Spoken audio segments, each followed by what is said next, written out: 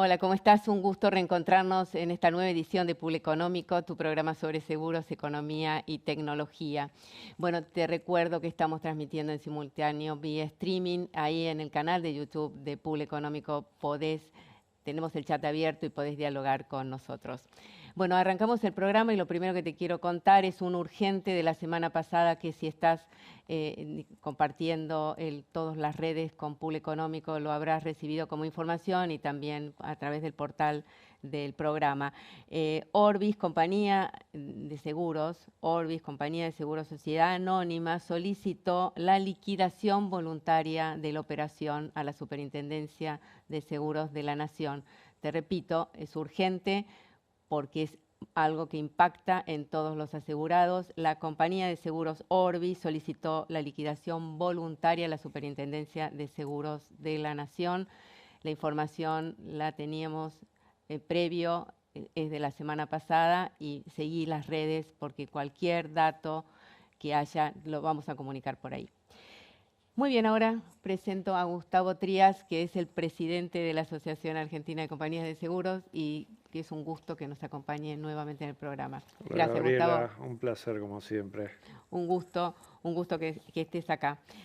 Gustavo, arranquemos porque mucho para hablar. Tanto estábamos hablando antes de empezar el programa y dice, bueno, esto tenemos para varios programas de toda la información que le quería preguntar. Bueno, lo primero, tomando el análisis que hizo la Asociación de Compañías de Seguros, que liderás vos, primero lo hicieron con los números publicados de la Superintendencia y esto lo sumo yo a información que he conversado con analistas del sector. A diciembre 2024, es decir, el último balance trimestral del sector, patrimoniales, el negocio de seguros patrimoniales, perdió un poco menos de plata que el trimestre anterior, fundamentalmente por la ganancia financiera, porque las tasas subieron. Pero ese poco menos de patrimoniales, que en términos generales, contando todos los negocios, digamos, lo posiciona mejor. Si uno entra a negocio por negocio es otra cosa. Entrando a autos, que es el principal negocio del sector asegurador, los costos subieron, subió la siniestralidad, hubo una mayor pérdida técnica, digamos, el escenario es complicado para el sector, esto lo venimos diciendo también acá en el programa. En este escenario, lo que yo quería como primera pregunta charlar con vos es cómo estás evaluando como presidente de la Cámara la solvencia del sector asegurador. Bueno, en principio los resultados acompañaron lo que viene pasando en los últimos años, ¿no? Digamos, el negocio no está bien, el negocio no ha crecido tampoco. Si uno analiza a valores constantes el mercado, creo que ya estamos en el séptimo, octavo año que está, digamos, sin ninguna muestra de ningún crecimiento. Obviamente el año pasado fue un año, cuando hablamos del balance de diciembre, estamos tomando julio, diciembre, digamos, fue un año que terminó con 100% de inflación, que no es un dato no menor. Okay. Si bien el segundo semestre fue una inflación más baja, pero digamos, cuando hablamos de ramas, como son las patrimoniales, que en general su siniestralidad está atada a la evolución de costos, y sobre todo en una Argentina que tiene un problema de precios relativos hipercomplicado, porque el año pasado consumimos, por ejemplo, repuestos que importadores habían comprado con dólares a 1.600, 1.700, y hoy resulta que estamos a marzo y el dólar está a 1.280. Por lo cual, digamos, quien había comprado esos precios intentó mantenerlo a esos precios. Entonces, todo el año pasado se produjo un reacomodamiento de precios relativos y cuando uno nosotros llevamos algunas estadísticas, cuando vemos algunas evoluciones de costos medios, sobre todo de repuestos, es un serrucho, porque hay meses que en dólares está más alto, está más bajo, está más alto. Y ese es parte de todo el reacomodamiento que está teniendo toda la economía argentina. Venimos de muchos años de inflación, desestabilidad, nadie sabía lo que valían las cosas.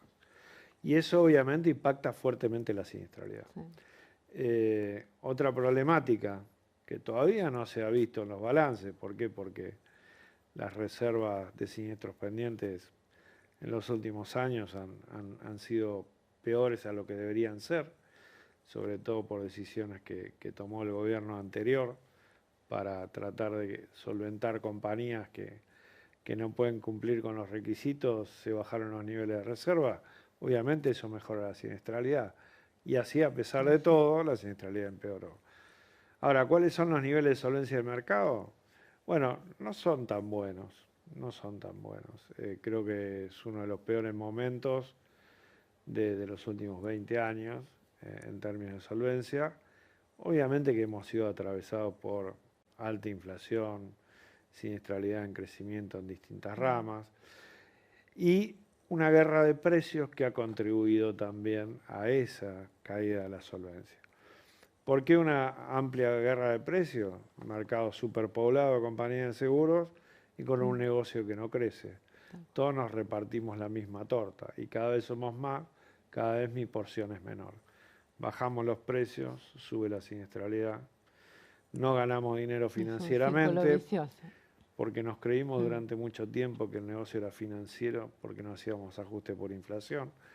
Desde que hacemos ajuste por inflación, nos dimos cuenta que el negocio financiero nunca existió.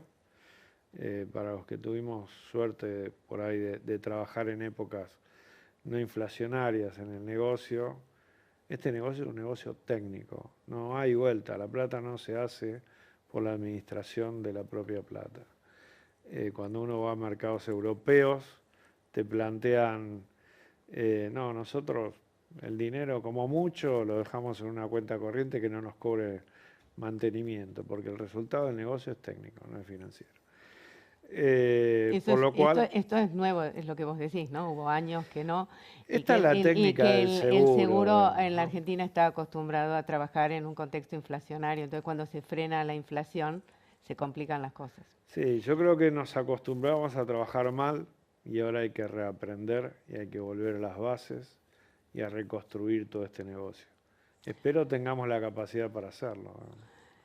Muchas cosas, Gustavo, para hablar. Yo acá tenía toda una lista de puntos que hizo de desregulación la superintendencia. Quería ver, empezando por la resolución 158 y el tema de lo que son las pólizas, pasando por planes, capitales, sistema informático, muchas cosas. Contame cómo estás viendo la desregulación que está imprimiendo Guillermo Plate, el nuevo superintendente. Bueno, evidentemente estamos ante una superintendencia de seguros muy activa desde que arrancó y con muchas cosas que creo que necesitaba el mercado para volver a trabajar activamente desde el lado privado y no tanto dependiendo de la regulación, hasta en temas muy menores.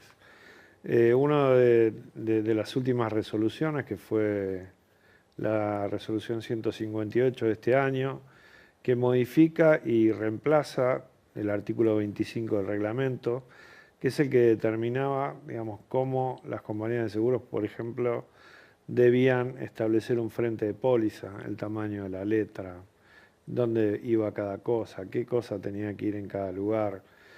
Y, digamos, todo eso nos llevaba, digamos, a un mercado que, digamos, todos teníamos lo mismo, exactamente lo mismo. Aunque todos sabemos que todo eso mismo es incomprensible para el cliente. Sí. Porque siempre hablamos de lo mismo y la dificultad de lo que es entender las pólizas. Creo que la superintendencia ahí tomó una buena determinación.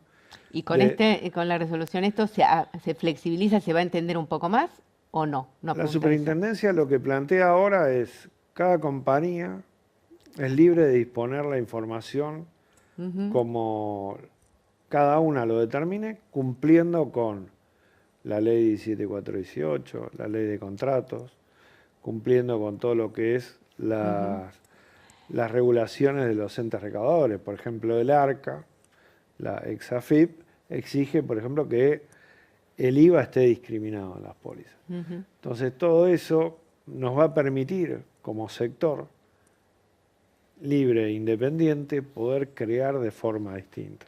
Claro. Ahora tenemos que animarnos a hacerlo.